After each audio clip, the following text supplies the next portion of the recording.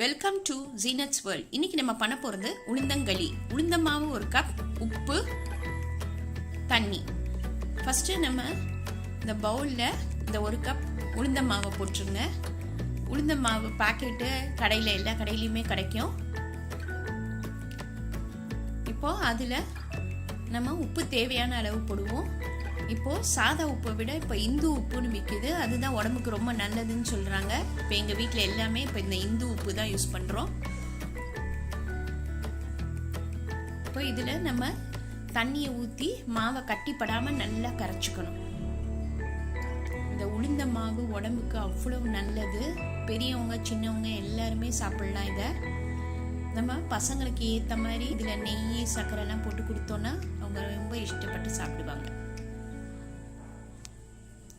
இப்போ இந்த கடாயில் 1 செம்பு தண்ணி ஊற்றி நல்லா கொதிக்க வச்சுருங்க. தண்ணி நல்லா கொதிச்சிருச்சு.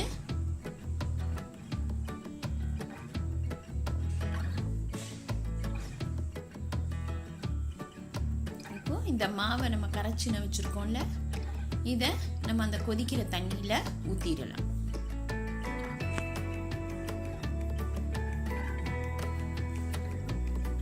இப்போ நல்லா கொதிக்க ஆரம்பித்தோன்னே நம்ம அதை நல்லா கட்டிப்படாமல் கிண்டி விடணும். அடுப்பை ஸ்லோலையே வச்சுருங்க. இப்போ எவ்வளோ தண்ணியாக இருக்குது, இன்னும் கொஞ்சம் நேரத்தில் எப்படி அது நல்லா இறுகிடும் பாருங்க.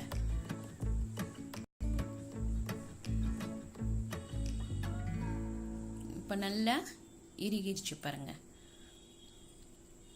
இப்போ நம்மளோட உளுந்தங்களி ரெடி ஆயிடுச்சு பாருங்க. எவ்வளோ சீக்கிரம் ரெடி ஆயிடுச்சு. காலையில் டிஃபனுக்கெல்லாம் நம்ம பசங்களுக்கெல்லாம் தரலாம். டயபிட்டிஸ் பேஷண்ட்டுக்கெல்லாம் இது வந்து ரொம்ப ஹெல்த்தியான ஃபுட். இதை நான் பண்ணி முடித்தவொடனே ஒரு ஹாட் பேக்கில் போட்டுருங்க. நல்லா சுட சுட சாப்பிட்டா ரொம்ப டேஸ்ட்டாக இருக்கும். இப்போது இதில் நம்ம நடுவில் ஒரு லேசாக ஒரு குழி மாதிரி வச்சு அதில் நல்லெண்ணெய், நாட்டு சர்க்கரை சொல்கிறாங்க பாருங்கள். இப்போ அது ரொம்ப உடம்புக்கு நல்லதுன்னு, ஒயிட் சுகரை விட இந்த நாட்டு சர்க்கரை ரொம்ப நல்லதுன்றாங்க. இதுவும் இப்போ நிறைய பேர் யூஸ் பண்ண ஆரம்பிச்சிட்டாங்க. அவங்கவுங்க டேஸ்ட்டுக்கு ஏற்ற மாதிரி நம்ம இதில் சின்ன பசங்களுக்கு கொடுக்கையில் நெய் ஊற்றி சர்க்கரை போட்டு கூட தரலாம். அது ரொம்ப டேஸ்ட்டாக இருக்கும். இன்றைக்கி இதை ட்ரை பண்ணி பாருங்கள். லைக் பண்ணுங்கள், ஷேர் பண்ணுங்கள், ப்ளீஸ் சப்ஸ்கிரைப் பண்ணுங்கள்.